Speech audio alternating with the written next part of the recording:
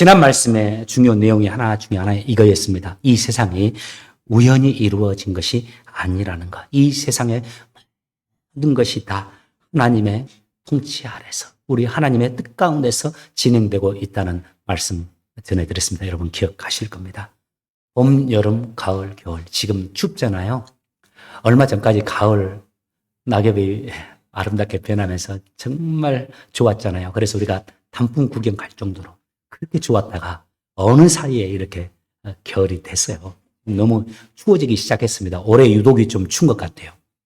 그런데 이렇게 추위가 또 금방 가서 아름다운 봄, 이제 새싹이 피어날 겁니다.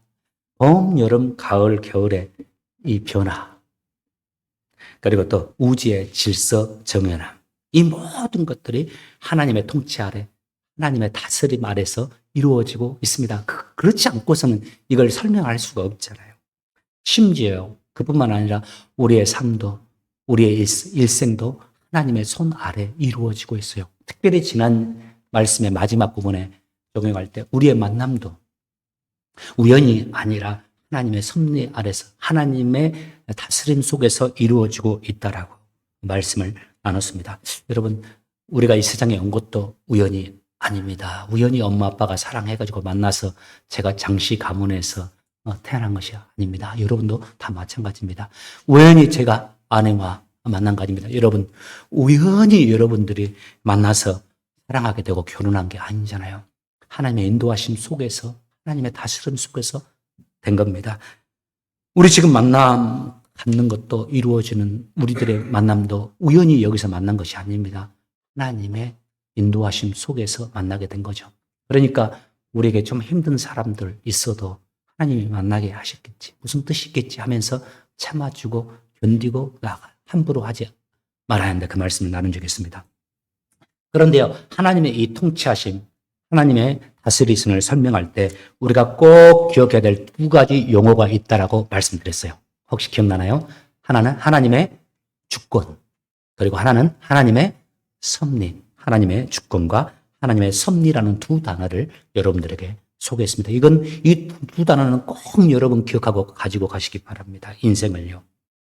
하나님의 주권, 하나님의 섭리라는 이 두 단어가 밀접하게 관계를 가지고 있어요. 의미적으로는 또 초점과 의미는 좀 차이는 있어요. 공통점도 있고. 첫 번째 하나님의 주권은 이겁니다. 하나님의 궁극적인 만물의 통치자로서 가지고 있는 절대적인 권위와 통제력을 의미합니다. 하나님의 절대자로서 이 세상을, 당신의 뜻대로 이 세상을 움직이시고 다스립니다. 성경 말씀에 보면 주님이 그렇게 말씀하시잖아요. 참새 한 마리도 주님이 허락하시지 아니하면 이 땅에 떨어지지 않는다고요. 모든 것이 하나님의 주권대로, 하나님의 뜻대로 이루어집니다. 하나님이 그렇게 진행합니다. 결코 그 하나님의 뜻을 우리가 돌이키게 할 수도 없고 막을 수도 없죠. 그게 하나님의 주권입니다. 두 번째 단어, 하나님의 섭리라는 단어. 이것은요, 하나님의 당신의 뜻대로, 주권대로 이 세상을 운영해 가시되, 멀리서 그냥 별도로 들아 이렇게 하면서 운영해 가시는 것이 아니라 직접 이 세상에 관여하시면서 이 세상 속에서 당신의 주권을 펼쳐가는 그 행위를 말합니다. 하나님이 당신의 주권대로 우리의 삶을 이끌어 가실 때, 이 세상을 이끌어 가실 때 직접 세상에 관여하시면서 당신의 뜻을 펼쳐가는 것, 우주에도, 그리고 우리의 인생에도, 우리의 가정에도, 우리의 일상에도 하나님이 직접 관여하시면서 당신의 뜻을 펼쳐가요. 이것을 가리켜서 뭐라고 합니까? 하나님의 섭리하심이라고 그래요. 그래서 우리가 그런 말도 많이 하잖아요. 우리 만남이 하나님의 섭리였어, 이런 이야기를 할 겁니다. 지난 주일에 우리가 나누었던 말씀의 키워드가 섭리라는 단어였어요. 그리고 섭리 의식을 가지고서 우리의 삶을 보자고요. 섭리 의식을 가지고서 우리의 인생을 보고, 이 섭리 의식을 가지고서 우리의 인생을 해석하고, 섭리 의식을 가지고서 우리에게 주어진 미래를 살아가자고요. 우연히 내가 이렇게 살아가는 것이 아니라 내 인생에 일어나는 모든 일들 속에 하나님의 뜻이 있으니까, 그 뜻이 무엇인지는 모르지만 하나님이 함께 하시면서 내 인생을 인도하고 지도하고 계시다라는 생각을 하면서 내게 주어진 삶을 살자. 정확히는 알 수 없지만 하나님이 우리를 이 땅에 보내신 이유가 있을 거 아닙니까? 저를 이 땅에 보내신 이유는 뭘까요? 그랬더니 그 질문했더니 쉽게 어떤 분은 말하더라고요. 우리 미국에서 목회하라고 주차장 교회 섬기라고요. 하나님이 목사님 태어나게 하시고 학원 강사도 하게 하시고 영어 공부도 하게 하시다가 유학 오게 하셔서 리버티에서 공부하다가 지금으로부터 한 13년 전에 6월 달에 2012년 6월에 와서 한 번 설교하고 끝내려고 했는데 이렇게 담임이 되게 하시죠. 우연한 만남 같지만 하나님의 뜻이 있잖아요. 정확히는 알지 못하죠. 하나님이 우리를 이 땅에 보내시고 존재케 하신 그 하나님의 뜻이 있을 텐데 정확히는 알 수 없지만 우리 인생의 과거 그리고 현재 모든 일들이 그 나를 향하신 하나님의 선하신 뜻이 이루어지는 과정으로 보고 내게 주어진 현재의 삶을 최선을 다해서 하나님이 원하시는 모습으로 하루하루를 살아가자는 말씀이 지난주 말씀이었어요. 여러분께 질문하고 싶어요. 여러분은 여러분의 인생에 하나님의 섭리하고 계심을 믿습니까? 진짜요? 여러분의 인생에 하나님이 섭리하고 계시다는 그 말씀에 동의하고 인정하시는지 모르겠어요. 하나님의 자녀들은 우리 모두는 다 이에 대해서는 아멘하죠. 우연이 아니라 하나님의 살아계심 속에서 하나님의 인도하심 속에서 우리가 살아가고 있음을 믿습니다. 우리 차원 형제님이 이제 지난주 제게 와서 깜짝 놀랐어요. 예배 끝나고 나서 목사님 저 세례 받고 싶습니다. 주님을 이렇게 영접하고 싶습니다. 세례 받을 수 있도록 좀 도와주시겠어요? 사실 목사에게는 이것보다 기쁜 일이 없습니다.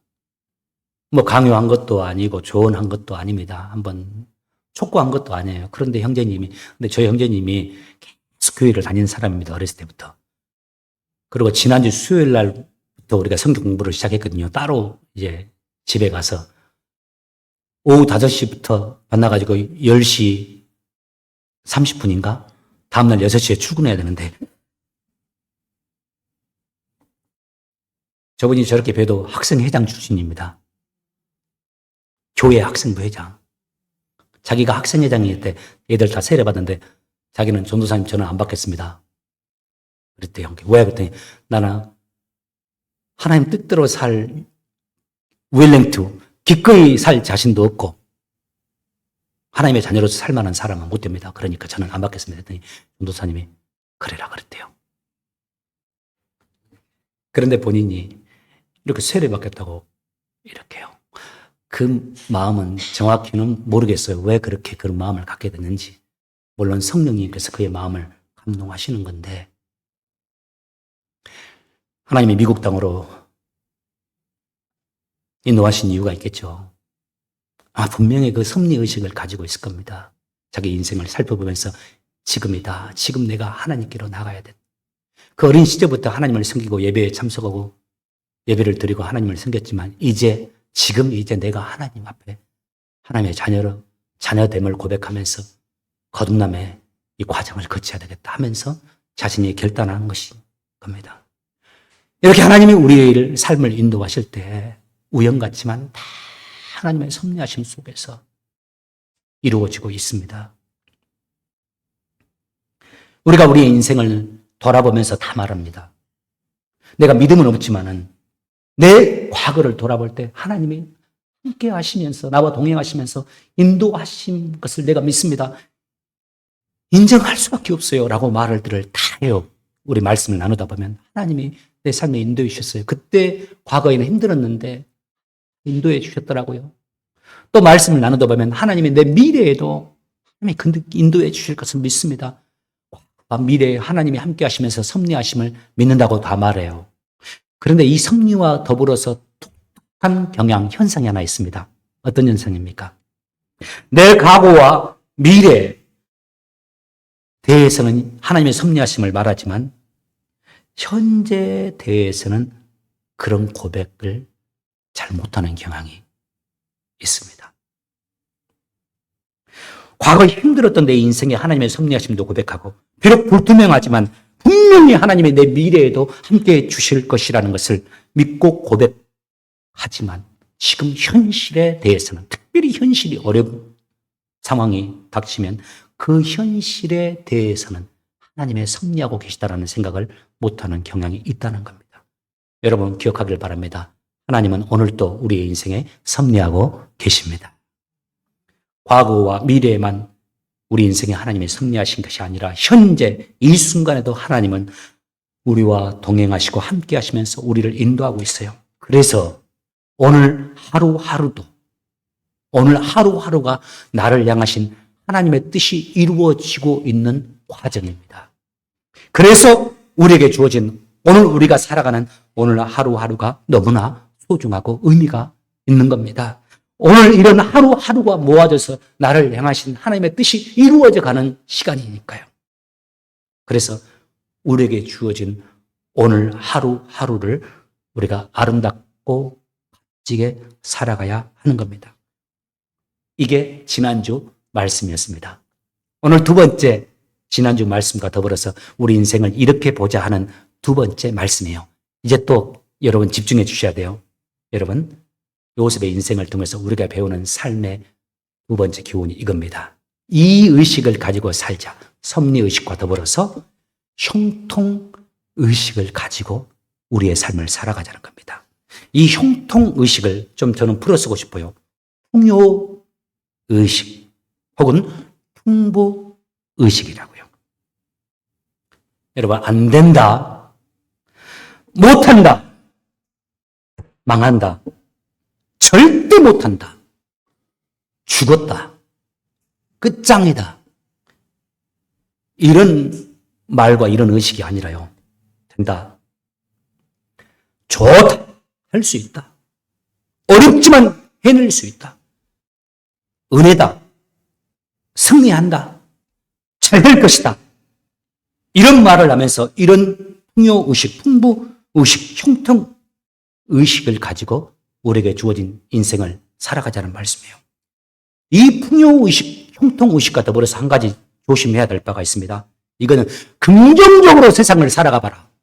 긍정적으로 살면 내게 주어진 모든 일이 잘 된다는 소위 긍정심리학을 말하는 것이 아닙니다. 우리가 형통의식을 가지고 살아가자 하는 이 말씀은 형통의식을 가지고 살아가야 하는 이유가 바로 이것 때문입니다. 바로 우리 하나님 때문입니다.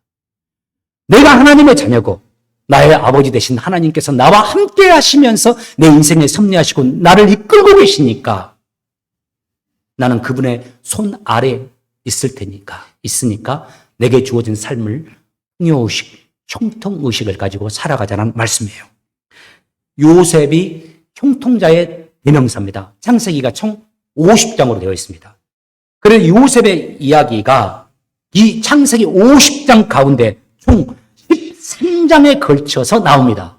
성경의 주인공은 예수님인데 그러나 표면적으로 성경에 나오는 그 주인공으로 보자면 창세기 50장 통틀어서 분량이 50장인데 13장의 주인공이 요셉입니다. 요셉의 생애, 요셉의 인생을 그린 이야기 총 13장에 나와요. 그런데 총 창세기 13장의 분량의 모든 이야기들이 다 요셉의 형통의 이야기들을 말하고 있다는 거 여러분 아실 겁니다. 그런데 그 많은 분량 가운데 형통이라는 단어가 요셉의 인생에서 39장에만 3번 등장합니다. 13장, 13장 전체가 형통의 이야기인데 요셉이 형통에 가는 이야기인데 하나님께서는 특별하게 요셉의 이 순간에 대해서만 형통하였더라 3번만 딱 언급하세요. 창세기 39장 2절입니다. 여호와께서 요셉과 함께 하심으로 그가 형통한 자가 돼요. 그의 주인 애굽 사람의 집에 있으니 창세기 39장 3절 말씀 그의 주인이 여호와께서 그와 함께 하심을 보고 여호와께서 그의 범사에 형통하게 하심을 보았더라. 창세기 39장 23절 간수장이 그의 손에 맡긴 것을 무엇이든지 살펴보지 아니하였으니 이는 여호와께서 요셉과 함께 하심이라. 여호와께서 그가 범사에 형통하게 하셨더라. 자, 질문입니다. 창세기 39장 2절, 창세기 39장 3절, 창세기 39장 23절 형통하였더라, 형통하였더라, 형통케 하였더라. 이 세 구절이 나오는데 이 세 구절에 언급되는 공통점이 하나 있습니다. 여러분 캐치하셨을까요? 이 세 구절이 펼쳐지는 상황이 요셉이 인생에서 가장 힘든 고통의 시간대입니다. 형들의 손에 팔려서 애굽의 노예가 되었을 때, 노예로 살아가서 보디발의 집에서 노예의 삶을 살고 있을 때 그가 형통하였더라라고 표현합니다. 그 다음 두 번 형통하였더라가 어떤 상황에서 나옵니까? 요셉이 억울한 누명을 쓰고서 감옥에 갇혀서 살고 있을 때 그 요셉의 생애를 보고서 하나님이 그가 감옥에 있는데 형통하였더라, 형통하였더라라고 말해요. 요셉의 인생에 가장 인생의 밑바닥에서 슬픔의 노래를 부르고 아픔과 외로움의 순간에 있을 때 그때 하나님은 말하기를 요셉이 형통하였더라, 요셉이 형통하였더라, 하나님이 요셉을 형통케 하였더라고 말해요. 다른 구절에서는 형통이라는 말이 안 나옵니다. 우리는 보통 요셉이 30세가 되어서 마침내 세계 당시 최강대국이었던 지금 미국과 같은 나라 이집트 바로 왕의 꿈을 해석해서 마침내 애굽의 총리가 되었을 때를 형통의 순간으로 봅니다. 그런데 그렇지 않습니다. 요셉의 모든 순간 속에 요셉을 향한 하나님의 형통의 역사는 진행되고 있었습니다. 여러분 생각해 보십시오. 요셉이 이집트 총리가 되기 위해서는 반드시 이루어져야 할 조건이 있습니다. 뭡니까? 먼저 이집트로 와야죠. 이름 없는 가나안 땅에서 살아가는 소수 민족에 불과한 그 요셉이 먼저 이집트의 총리가 되기 위해서는 이집트로 와야 될 거 아닙니까? 그런데 그가 이집트로 오게 됐습니다. 어떻게 왔습니까? 형제들의 미움을 받고서 이집트로 노예로 팔리게 돼서 이집트로 왔습니다. 자, 또 요셉이 바로의 채찍근이 되기 위해서는 요셉이 애굽의 총리, 바로의 측근으로서 애굽의 총리가 되기 위해서는 최소한 한 가지 필요 조건이 있습니다. 바로와 만남이라도 있어야 될 거 아닙니까? 이거 불가능한 일입니다. 말씀드린 대로 저 가나안 땅에 이름 없는 소수 민족에 불과한 요셉이 젊은 청년이 어떻게 바로 왕과 만날 수 있습니까?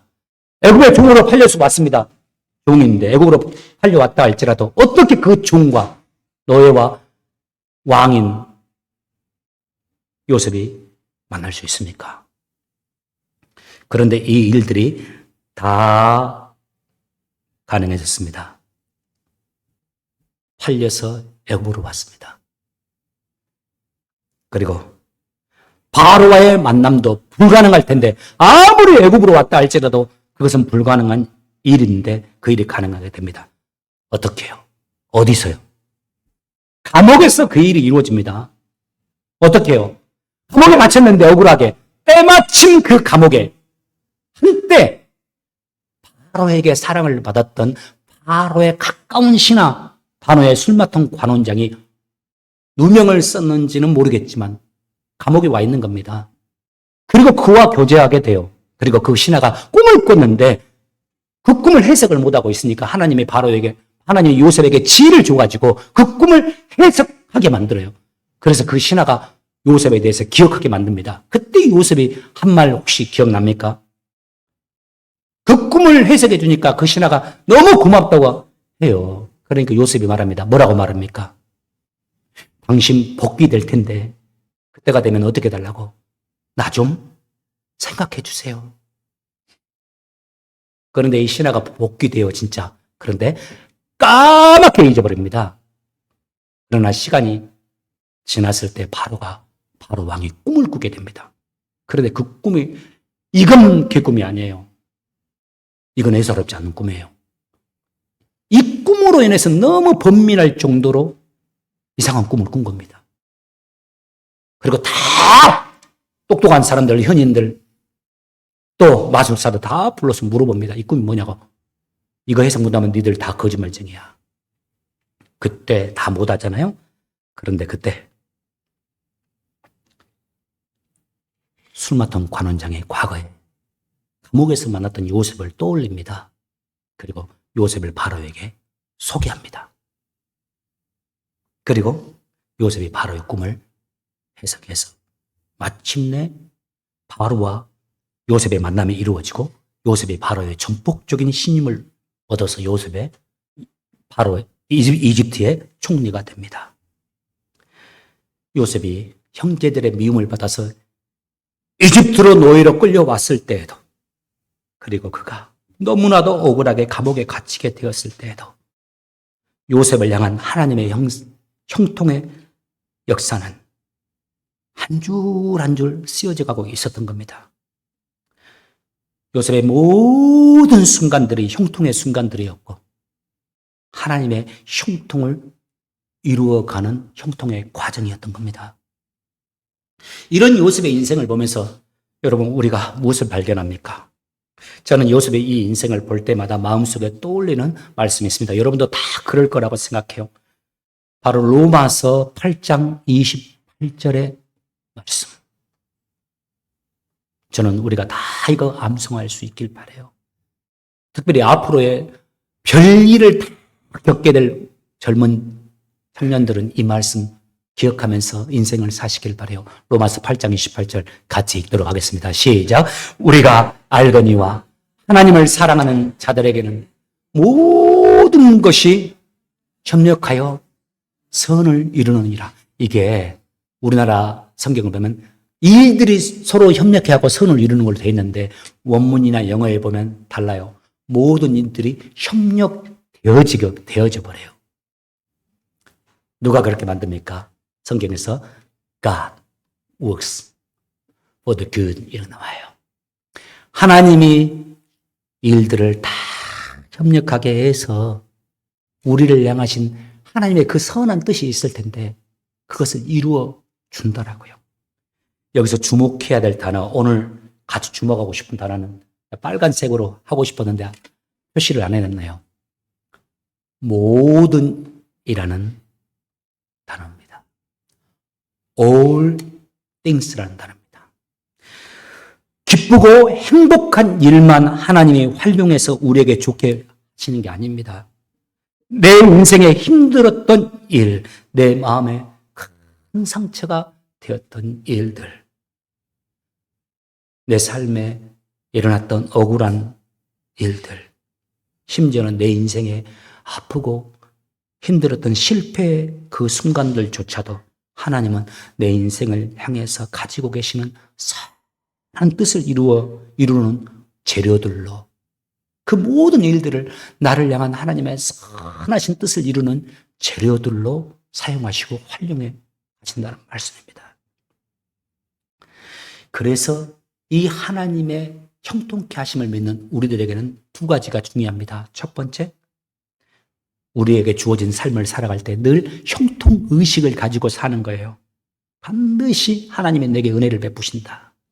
지금 어려워도, 지금 내가 감옥으로 가도, 지금 내가 억울한 누명을 쓰고 감옥으로 가도, 지금 내가 노예가 되었어도 하나님은 반드시 내가 하나님을 사랑하니까, 내가 하나님의 자녀니까 나의 삶을 통해서 반드시 이 모든 것들이 협력하여 선을 이루게 해 주실 것이다 하는 이 형통의식, 풍부의식, 풍요의식을 가지고 사는 풍요의식으로 우리의 일상의 모든 순간을 풍요의식으로 내 인생에 대해서도, 가정에 대해서도, 교회에 대해서도.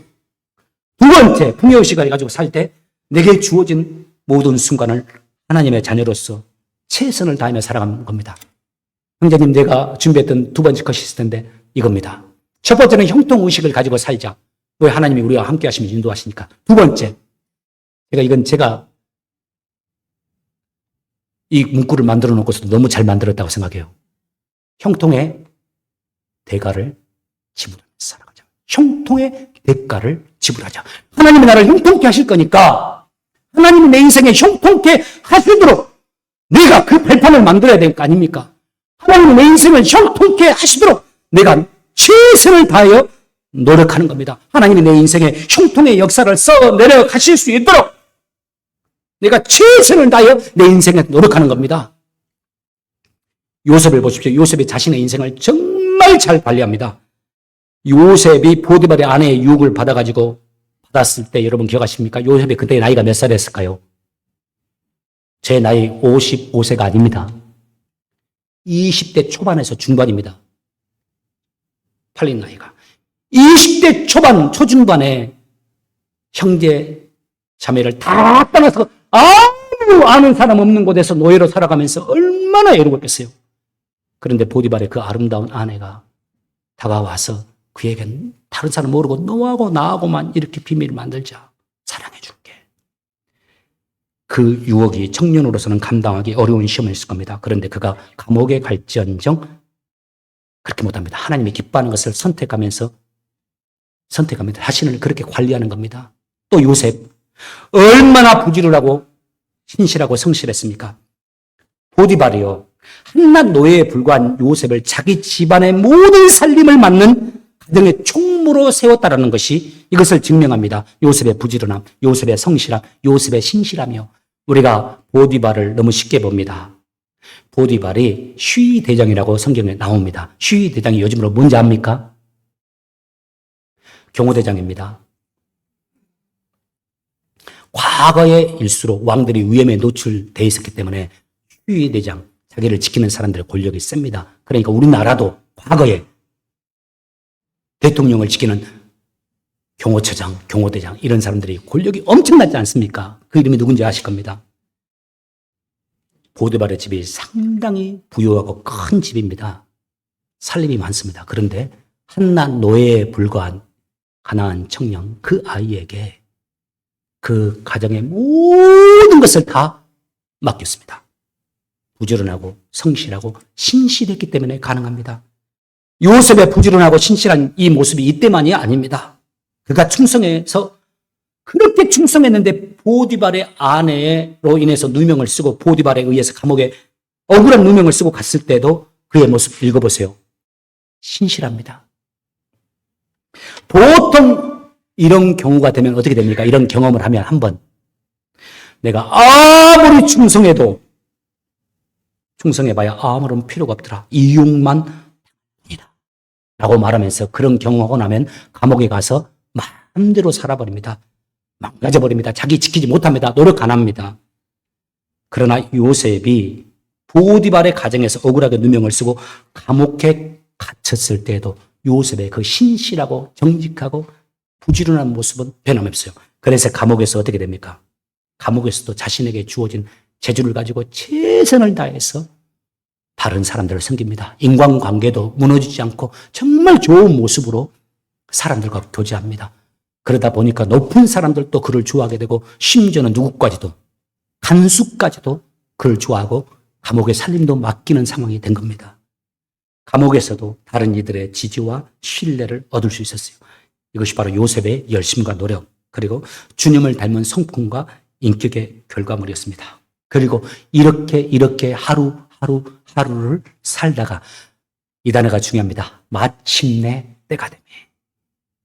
이렇게 하루를 살다가 마침내 때가 되매 하나님께서 요셉을 바로 앞에 서게 하사 이집트의 총리로 세우시고 요셉이 그동안 알지 못했던 요셉을 통해서 이루고자 하셨던 하나님의 뜻을 이루어 주셨던 겁니다.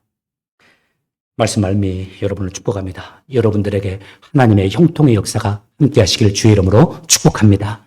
우리의 모든 순간순간을 주님의 눈으로 보시고 주님의 마음으로 해석하시고 주님이 기뻐하는 모습으로 살아가는 저와 여러분 인생을 보기 바랍니다. 에레미야서 29장 11절 말씀 우리를 향한 하나님의 생각, 계획을 함께 나누면서 말씀을 마감하고 싶습니다. 에레미야를 통해서 하나님이 우리에게 주시는 말씀입니다. 우리 같이 한번 마음을 새기면서 말씀을 읽도록 하겠습니다. 시작! 너희를 향한 나의 생각을 내가 아나니 평안이요 재앙이 아니니라. 너희에게 미래와 희망을 주는 것이니라. 기도하겠습니다. 주님, 우리의 삶에 우리의 어린 시절부터 지금까지 우리의 인생에 섭리하시면서 우리의 삶을 이끌어 오시고 주장해 오심을 믿습니다. 내가 기쁘고 감사한 그 순간뿐만 아니라 내가 슬픔의 노래를 부르는 그 시간대에도 내가 홀로 외로워서 아무런 소리도 내지 못하고 힘들게 보내는 그 시간대에도 내가 병들어 침상에 누워 있었던 그 시간대에도 내가 아픔 속에서 신음하며 슬픔의 눈물을 흘리면서 내게 주어진 인생을 외롭게 걸어가고 있었을 때에도 하나님께서는 나를 향하신 하나님의 선한 뜻을 이루어가며 형통의 역사를 내게 쓰고 계셨음을 저희들이 믿습니다. 주님 이 시간 우리의 인생에 섭리하고 계시는 그 주님을 볼 수 있도록 우리의 마음의 눈을, 영의 눈을 열어주옵소서. 그리고 우리의 인생을 형통으로 이끌고 계시는 하나님을 볼 수 있도록 주님 우리에게 지혜의 눈을 열어주옵소서. 그래서 어떤 순간에도 심지어는 우리의 가슴이 떨리는 그 어렵고 힘든 그 순간에도 형통의식을 가지고 살게 도와주시고 또 하나님의 내 인생을 형통케 하실 수 있도록 내 인생의 형통의 역사를 써 내려가실 수 있도록 하나님 우리가 최선을 다하여 준비하고 또 우리가 지불해야 될 대가가 있다면 열심히 신실하게 충성스럽게 아름답게 그 사명을 감당하면서 대가를 지불하면서 아름다운 인생 그래서 마침내 형통자의 인생을 살아가는 저희 모두가 되게 하여 주옵소서. 예수님 이름으로 기도합니다.